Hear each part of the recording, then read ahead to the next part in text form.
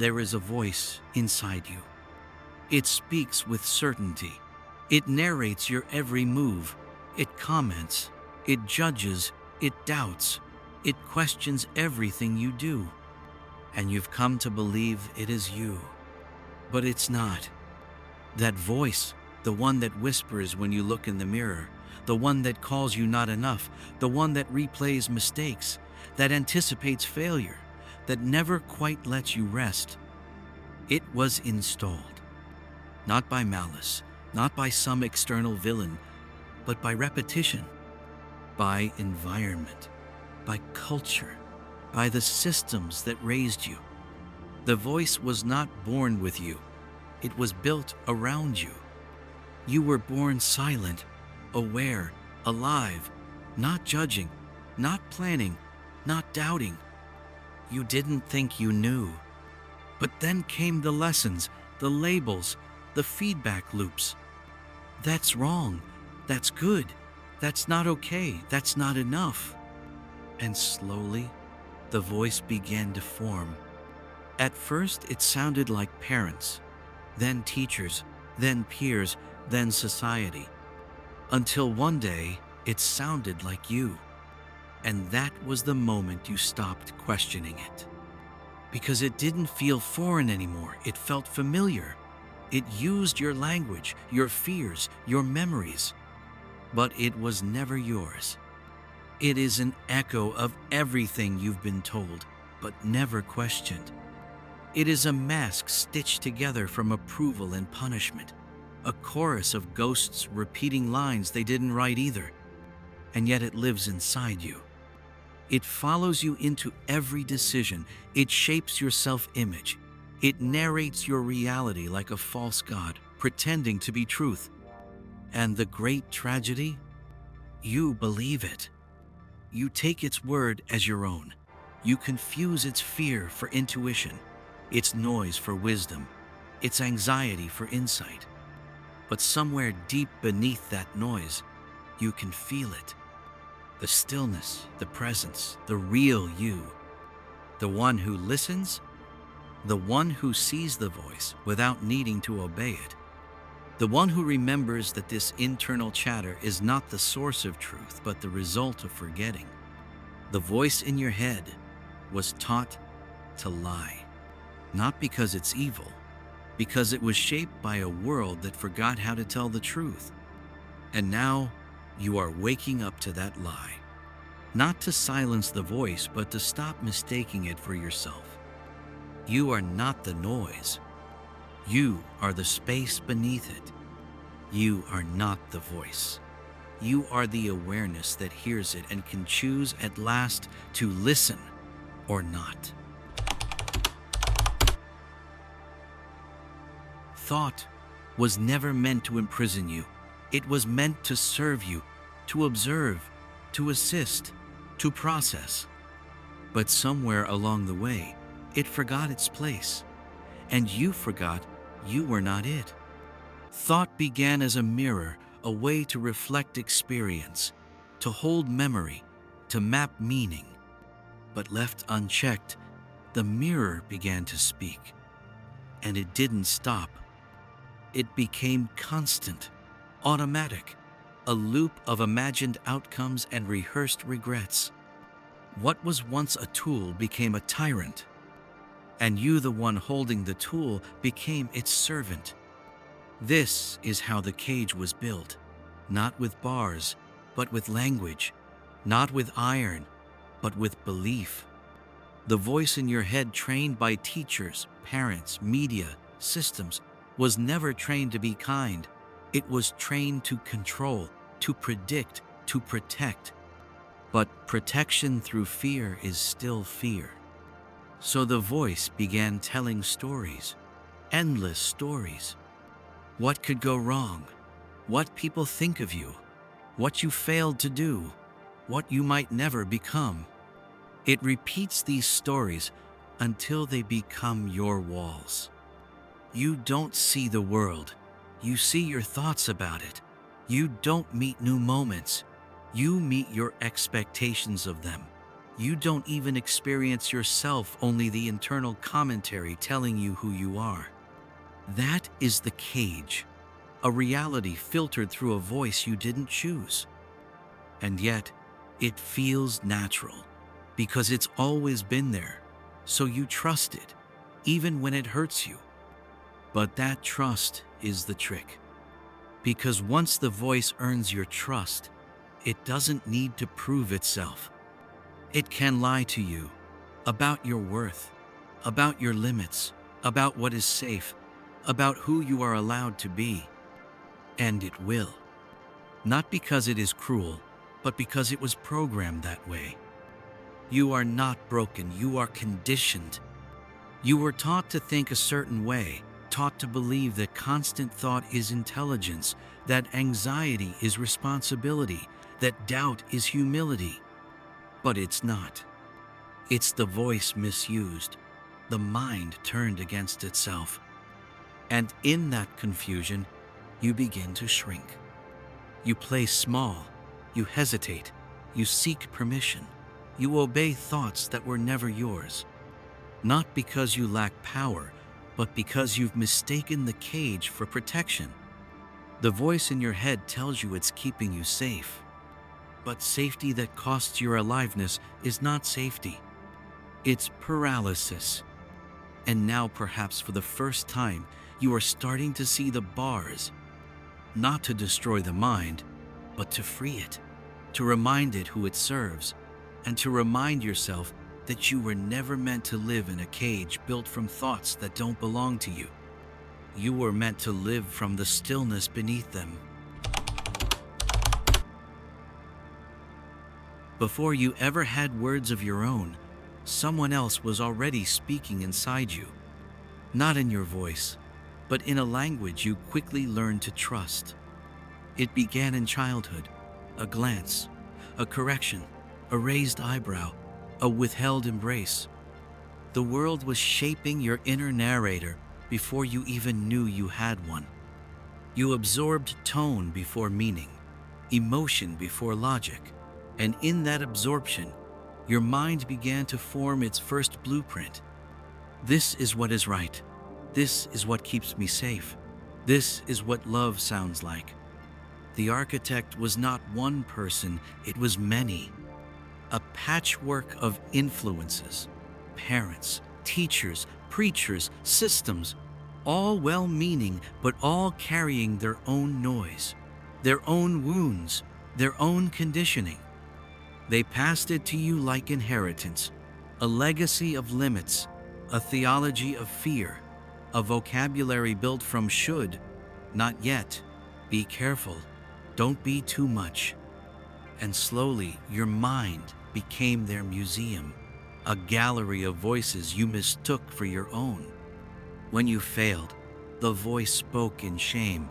When you succeeded, it whispered, but not enough. When you dreamed, it reminded you to be realistic. This wasn't your wisdom, it was borrowed caution, it was inherited doubt. But it didn't feel foreign, it felt familiar. It sounded like you, because the voice had adapted. It learned your rhythm, your fears, your memories, and in doing so, it disguised itself perfectly. But listen closely beneath its commentary. There is no soul. It is reactive, not creative. It recycles, it replays, but it never originates. Because it wasn't born from truth, it was constructed in survival. You see, the inner dialogue was never neutral.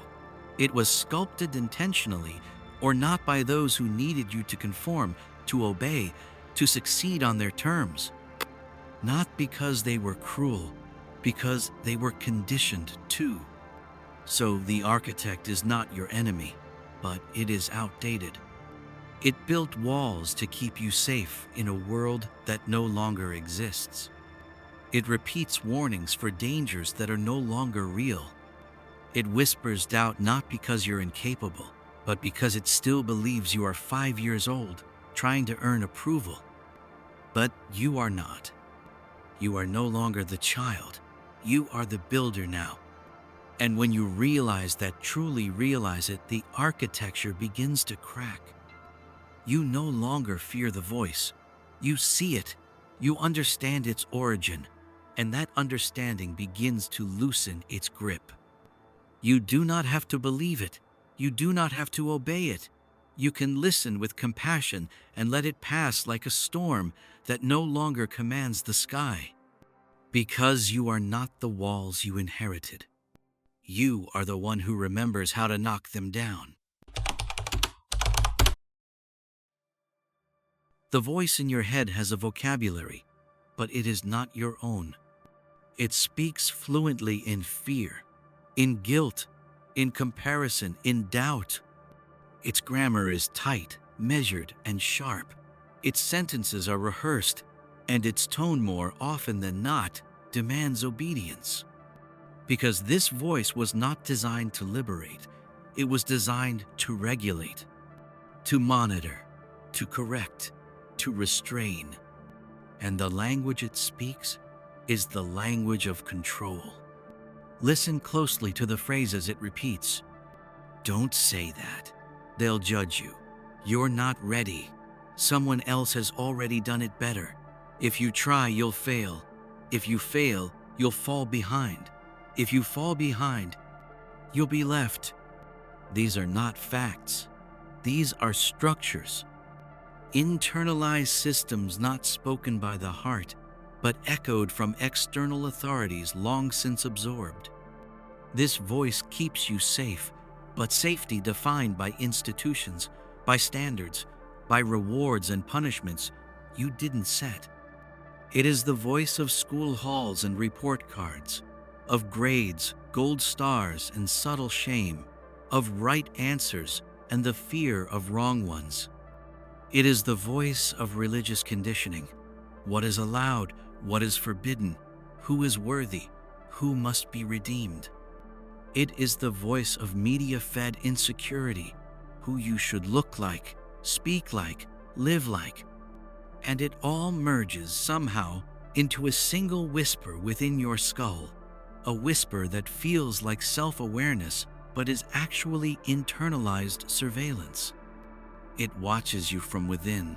It regulates your expression. It edits your desires before they form into action. Not because it's malicious, but because it was taught to keep you safe. But safety without freedom is not safety.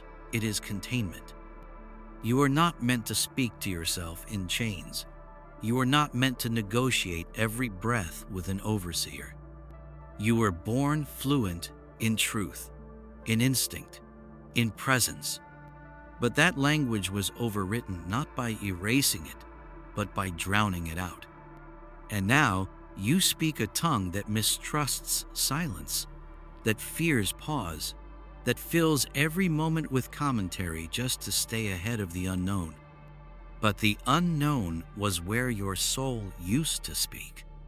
And the voice in your head, this program monologue, has no access to it. Because the soul does not speak in warnings. It speaks in stillness. It does not repeat. It reveals. So if you want to find your true voice again, you must first question the one you've come to call your own. You must hear its language, its patterns, its urgency, its judgment, and realize, this is not my truth. This is my training. And training can be undone, not by force, but by recognition, by learning to speak again, not to impress, not to please, not to defend, but to remember. To remember that before you were taught to obey the voice, you simply listened to yourself, and what you heard was clear, honest, and whole. There was a time when you moved as one.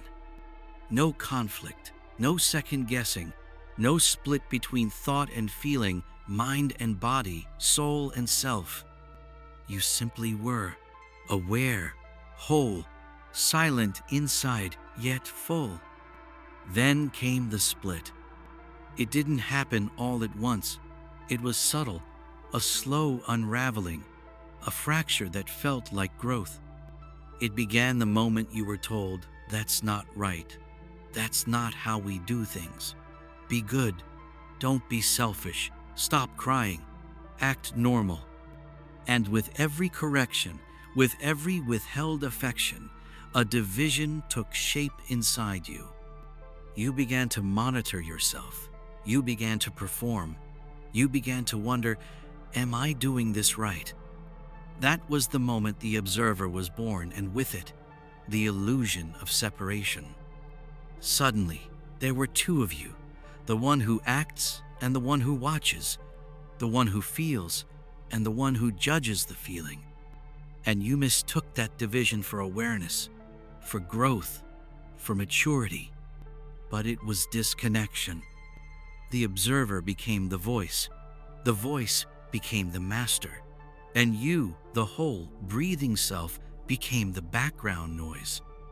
This separation wasn't natural, it was installed by a culture obsessed with control, by systems that reward obedience and punish instinct. They taught you to distrust the body, to silence intuition, to filter every decision through the mind, through the voice that questions everything. And the mind, once sacred, became a warden. You no longer felt emotions, you analyzed them. You no longer responded to life, you anticipated it. You no longer moved with the world, you calculated your position within it. This is how the soul was buried, not with violence, but with commentary.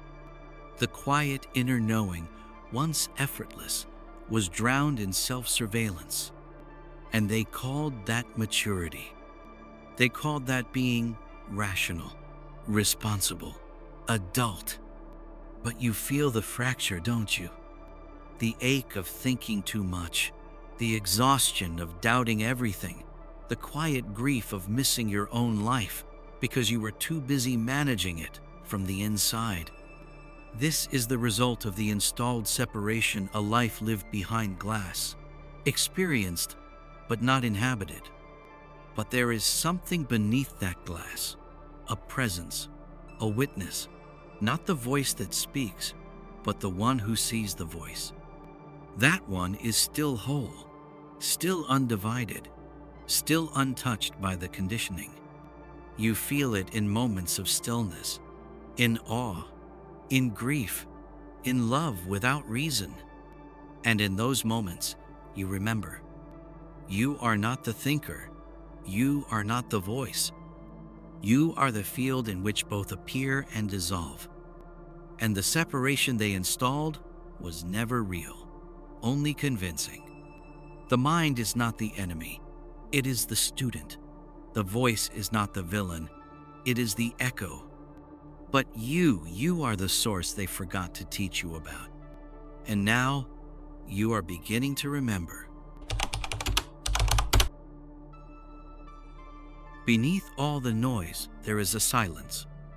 It is not the absence of sound, it is not emptiness, it is not stillness born of effort. It is presence, alive, ancient, unshaken. You knew it once. Before language, before rules, before the architecture of thought was built in your head, there was this.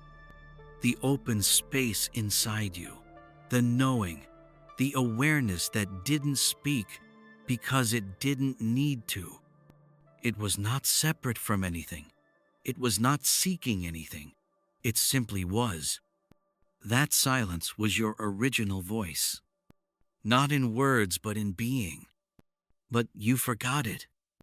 Not by choice, by adaptation. You entered a world that feared silence, that called it laziness, that filled every pause with distraction, every moment with commentary. And slowly, you learned to fill yourself the same way, with thoughts, with plans, with internal monologues designed to prove you exist. Because without the voice in your head, who are you? That was the terror. And so you clung to the noise. You believed it was necessary, that silence was a void, that stillness was absence, that the end of thinking would be the end of you. But the truth is the opposite. The end of the voice is the beginning of you.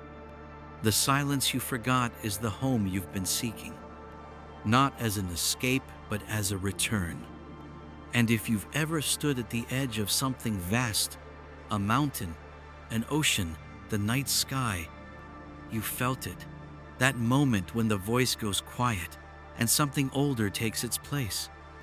A feeling without thought, a knowing without explanation, a sacred hush that stretches through time and into you. That's not emptiness. That's you beneath the programming, beneath the noise, beneath the false narrator. That silence is not a place you visit. It is what you are when you stop performing. And in that silence, you don't lose yourself. You find yourself. Not the idea of who you should be, not the projection, not the product of culture or expectation, but the one who listens, the one who sees, the one who doesn't speak because it has nothing to prove. And when you reconnect with that silence, something changes. The voice in your head no longer owns you. It becomes what it was always meant to be: a whisper, a suggestion, a tool. And you return to the center. Not as a thinker, not as a role, but as presence. Awake, whole, silent, and more alive than ever. Because the silence isn't empty. It is sacred, and it's been waiting for you to remember. You can't fight the voice in your head. It thrives on resistance. It multiplies when you argue. It wears the mask of logic, of protection, of just being realistic. But what if it's not a voice you need to silence, but a program you need to understand? Because that's what it is. A script, installed through repetition, refined through fear, updated every time you believed it without question. And now it runs automatically. You wake up and it begins, here's what's wrong, here's what's missing, here's what you should worry about today. It dresses in your language. It mimics your thought patterns. It hides inside your self-concept. But it's not conscious. It doesn't know you. It knows your training. And every time you obey it, every time you say yes to its story, you reinforce it. But here's the secret. You don't dismantle the program by arguing with it. You dismantle it by seeing it. Clearly, patiently, without fear. You start by noticing the patterns. That it always speaks in absolutes. That it assumes the worst. That it offers no real solutions, only loops. That it tries to protect you by shrinking you. And then you ask, who taught it to think this way? Not with blame, but with curiosity. Was it your mother's anxiety? Your teacher's scorn? The culture of shame you grew up in? Trace the voice. Trace the tone. Where have you heard it before? And when you find its origin, even a piece of it, something shifts. You see the voice not as truth, but as history. And history can be healed. Next, you pause. When the voice speaks, don't react. Observe. Let it say its piece. Then ask gently, is this useful? Is this mine? Is this true? And wait. Sometimes silence will answer.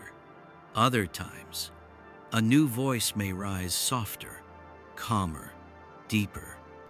It doesn't shout, it doesn't control, it doesn't repeat. It knows. That's the voice behind the voice, the one that has been watching all along. And the more you listen to it, the weaker the program becomes. Not destroyed, but dissolved. Like fog in morning light. You'll begin to notice gaps, moments where the voice falls silent and the real you steps forward. In creativity, in love, in courage without explanation. You'll feel spacious again, whole, like the thoughts in your mind are no longer jailers, but guests. That is the return. Not to some perfect version of you, but to the part of you that never needed perfection to begin with. Because underneath the program was not a flaw, not a weakness, but a self too radiant to be controlled. And now, you are learning to let it speak again. Not by rewriting the old script, but by walking away from the page entirely. The voice in your head may still speak, but now you see it. Now you know. It is not the source. It is not the self. It is not the truth. It is a remnant, a residue of old fears, old systems, old stories. And the more you see it, the less it defines you, because something deeper has returned. Not loudly, not in words, but in presence. A knowing that doesn't argue, a clarity that doesn't require proof, a truth that was never taught because it was never forgotten, only covered. This is your inner truth, the part of you that has never moved, never doubted, never left. It watched quietly while the voice performed. It waited patiently while you believed the noise. And now, as you remember, it breathes again through you. Not as belief, as being. You reclaim your inner truth not by silencing the mind, but by no longer obeying it blindly. Not by attacking the inner voice, but by choosing to hear another one, the one beneath, the one within. You begin to move differently. You speak with less fear. You trust the pauses. You stop rehearsing every outcome and start responding to life as it unfolds. You stop performing clarity and start embodying it.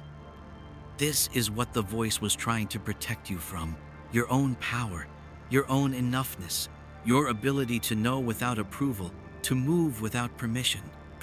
Because systems cannot control those who trust their own knowing. They can only control those who believe the voice that says, "You're not ready. You don't know enough. You must do more first." But the truth knows no such rules. It is quiet, and it is yours. You reclaim it each time you pause and choose not to follow the old loop. Each time you feel fear and move anyway. Each time you let the voice scream but act from stillness. And eventually, the voice grows quieter, not silenced, but softened. It becomes what it was meant to be: a tool, a whisper, a function of mind. But you are no longer inside it. You are the sky in which it floats, the space in which it rises and falls. You are no longer spoken to, you are the one who listens. And in that listening, you return to the truth that was always waiting beneath the noise. You are not broken. You are not behind. You are not the voice. You are what remembers. And now, you remember.